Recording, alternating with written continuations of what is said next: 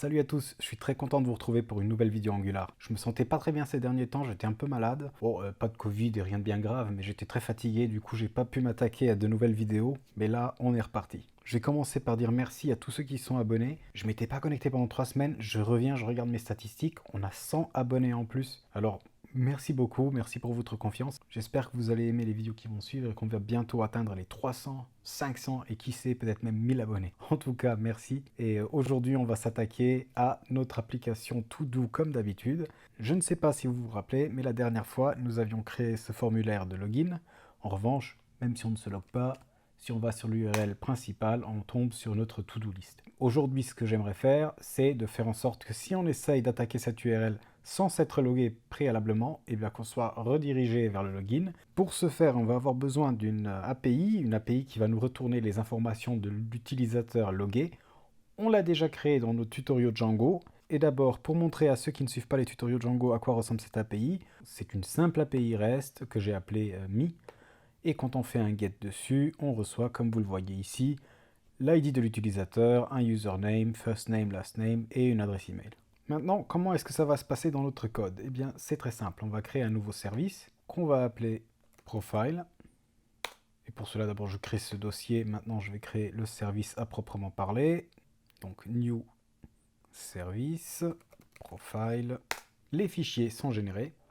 Et maintenant, cette classe, ça ne va pas être un service standard, un service normal. Ce qu'on va faire, c'est qu'on va faire un implement de canActivate. Donc là, on va devoir implémenter une fonction canActivate, et cette fonction va être utilisée quand on va aller sur des pages qu'on veut protéger, afin de vérifier une condition quelconque, et de dire, ok, cet utilisateur a le droit d'aller à cette URL, ou non. Et s'il n'a pas le droit d'aller à cette URL, où va-t-on le rediriger? Mais avant d'implémenter cette fonction, créons une fonction getProfile, et cette fonction va faire appel à notre web service Me, et va retourner le profil de l'utilisateur qui est logué. Là, je vais passer très rapidement, c'est la même chose que les dernières fois. Donc on fait un return new observable qui prend un observeur en paramètre. Et là, avant d'implémenter cette fonction, on va créer une variable qu'on va appeler profile qui va être égale à null au début. Et ici, on va vérifier est-ce qu'on est déjà allé chercher le profil, parce qu'en règle générale, le profil ne change pas pendant la session. Si c'est le cas, on va faire un observer.next 10.profile. Donc on retourne le profil qu'on a déjà obtenu du backend et on fait un observer complete. Et si ce n'est pas le cas, là on va taper dans notre API. Pour cela, il nous faut notre HTTP client. Donc dans le constructeur, comme la dernière fois, on fait un private HTTP client de type HTTP client. Et maintenant, dans notre else, on fait simplement 10.http client.get. Il nous faut encore notre URL, donc on va l'appeler endpoint URL, et ça va être égal à environment.baseURL plus le /me, et donc on fait le get de 10. Attention, pas endpoint, mais endpoint, 10.endpoint.url.subscribe. Là, on va obtenir le profil. Et on va simplement faire 10.profile est égal à profile. Observer.next profile et observer.complete. Si jamais on tombe en erreur, on fait un observer.error et on renvoie l'erreur en question et observer.complete. Alors, je vais vous dire un petit secret, ça a l'air tout simple et pourtant ça ne va pas marcher et on verra pourquoi juste après.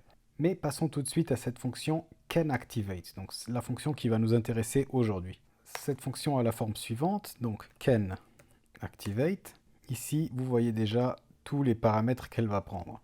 Donc une activated route snapshot et un state, qui est un router state snapshot. Et puis, en résultat, on va avoir un observable, une promise ou un booléen. Nous, ce qu'on va faire, c'est qu'on va retourner un observable, donc on va effacer tout le reste, et ce sera un observable booléen. Donc on peut effacer tout ça. Maintenant, on va faire donc un return new, on disait on va retourner un observable, observable. À nouveau, on prend l'observeur en paramètre, et c'est ici que la magie va opérer. Donc là, on va faire un 10.getProfile getProfile, la fonction qu'on vient d'appeler juste avant. On fait un subscribe. On aura le profil qui nous sera retourné. Et là, ça va être très simple. Si on arrive à récupérer ce profil, on va juste faire observable.next et on va dire true et observer.complete. Donc comme je le disais avant, on retourne un observable avec un booléen qui va indiquer si on a le droit d'aller voir cette route ou pas. Là, on va simplement dire oui, continuons, l'utilisateur est autorisé à voir cette page. Si vous voulez une logique plus poussée avec des droits et ainsi de suite, vous pouvez le faire ici, vérifier un groupe ou des droits particuliers d'un utilisateur afin de décider si oui ou non il a le droit d'accéder à la page.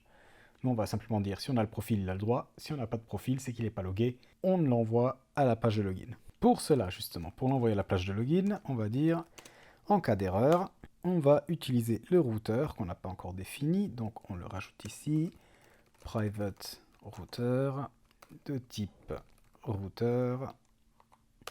Et là, on fait simplement 10.router.navigate et on va naviguer vers la page de login.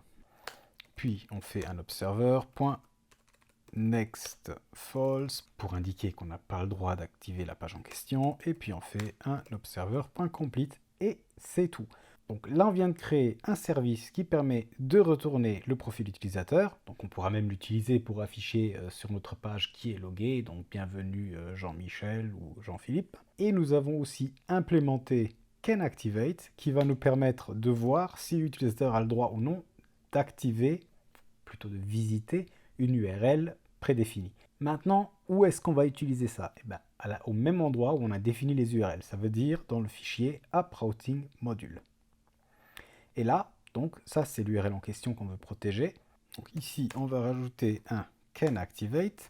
Et là, il nous faut un tableau avec les différentes conditions d'activation de cette page.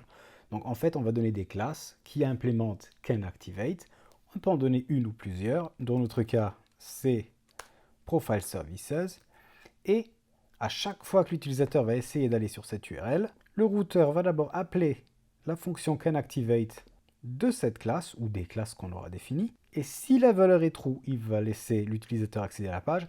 Si c'est false, non. Et dans notre cas, on va même le rediriger vers la page de login.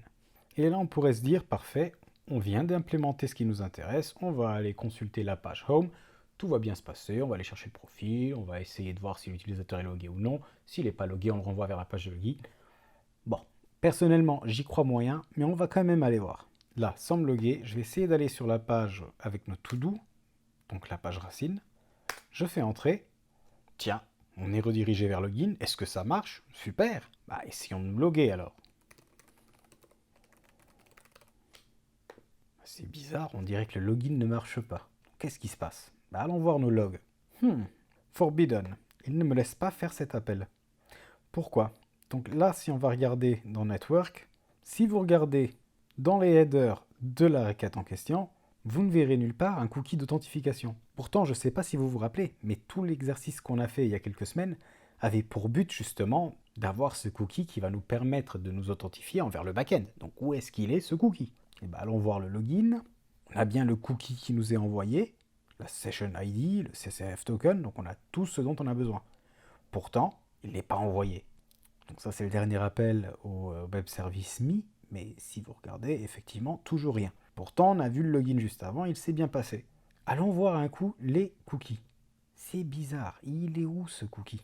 Eh bien, en fait, en temps normal, si vous avez un proxy, ou si tout ce que vous faites est sous la même URL, donc ou bien localhost 8000 ou 4200, et vous passez par un proxy Nginx, Apache ou autre, ou vous êtes sur votre page internet monentreprise.fr, dans ce cas-là, vous ne verrez pas ce problème en fait. Si vous désactivez tout ce qui est cross-origin sur votre browser, là non plus, vous n'aurez pas le problème. Mais nous, on a ces problèmes de cross-origin. Et donc, il y a deux choses à faire. Premièrement, il faut qu'on indique à notre application Angular qu'elle doit envoyer ses cookies. Et de l'autre côté, il faut aussi qu'on dise à notre back-end, c'est bon, les clients qui viennent d'un domaine X ou Y, donc en l'occurrence localhost 4200, ont le droit d'utiliser nos cookies et ont le droit de nous les envoyer. Donc on dit ils ont le droit de s'authentifier. Donc je vais faire une exception, cette fois-ci je vais vous montrer très vite quelque chose en Django pour ceux qui suivent aussi mes tutoriaux Django.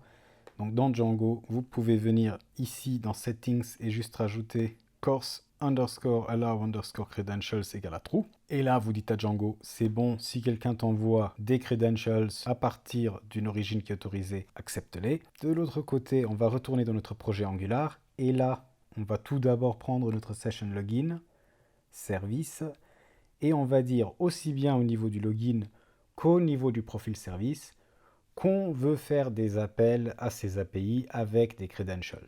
Pour cela, au niveau du HTTP client, donc là on a un post sur le HTTP client, ce qu'on va faire, c'est qu'on va rajouter la chose suivante. On va rajouter un dictionnaire, et dans ce dictionnaire, on va simplement dire with credentials true. Et là, je vais copier ça parce qu'on va le réutiliser sur le logout et on va aussi le réutiliser sur notre profile services, donc dans notre http client.get. Et maintenant, si tout se passe bien et qu'on fait un petit refresh de notre page, cette fois-ci, si je me log, on voit bien notre page avec nos to-do. Et vous allez voir, si j'essaye de faire un refresh, je ne suis pas jarté de la page. Si on regarde notre appel à l'API /me, on voit bien notre cookie et la réponse avec le user SimpleTech. Bon, là, je n'ai pas mis de first name, last name ou d'adresse email, mais vous voyez qu'on a bien réussi à récupérer le profil en question. Maintenant, donc là, vous voyez bien nos deux cookies, Session ID, CSRF Token, et là, si je les efface, on ne devrait plus être logué, et donc si je fais un refresh de la page, je suis bien obligé de passer par la case login. Eh bien écoutez, c'est déjà tout pour aujourd'hui. Je pense que ça vous donne déjà une bonne idée comment faire en sorte de vérifier si quelqu'un a le droit d'accéder à une page ou pas, comment implémenter cela. J'espère que ça va vous être utile. Je vous propose aussi de votre côté, essayez un peu de jouer avec les API. Si vous avez implémenté une API /me, eh bien affichez dans votre application To-Do le nom d'utilisateur ou le first name, last name de la personne qui est loguée. Dites-lui bienvenue, faites un petit bouton de logout. Et pour les plus courageux, essayez aussi d'aller chercher vos to-do directement de votre back-end si vous en avez un, et aussi de les poster au niveau du back-end et de les modifier. Et si vous n'y arrivez pas, n'ayez pas peur, dans les prochaines vidéos, on va voir comment faire ça. En attendant, et comme d'habitude, n'oubliez pas, à tous ceux qui ne sont pas encore abonnés, merci de vous abonner. Laissez-moi aussi un petit commentaire, que ce soit pour me donner des idées pour les prochaines vidéos ou pour m'encourager, ça fait toujours plaisir. Et n'oubliez pas de me lâcher un pouce bleu si vous avez aimé la vidéo. Et avant de partir, une dernière question, quelque chose que ça fait un moment que je voulais vous le demander. Et là, comme on est déjà à 300 personnes sur la chaîne, presque, eh bien je vais en profiter pour vous poser une question. J'aimerais bien savoir ce que vous faites dans la vie. Est-ce que vous étudiez? Quel genre de technologie est-ce que vous utilisez? Est-ce que vous développez ou est-ce que vous êtes en train d'apprendre à développer? Est-ce que vous travaillez dans l'industrie? Dans quelle industrie? Ce sont des choses qui m'intéresseraient énormément aussi afin de voir comment adapter mon contenu à l'audience. Donc si vous avez 2 minutes, écrivez-moi un petit message, ça me ferait très plaisir de lire tout ça. En attendant de vous lire, je vous souhaite un très bon week-end et à très bientôt!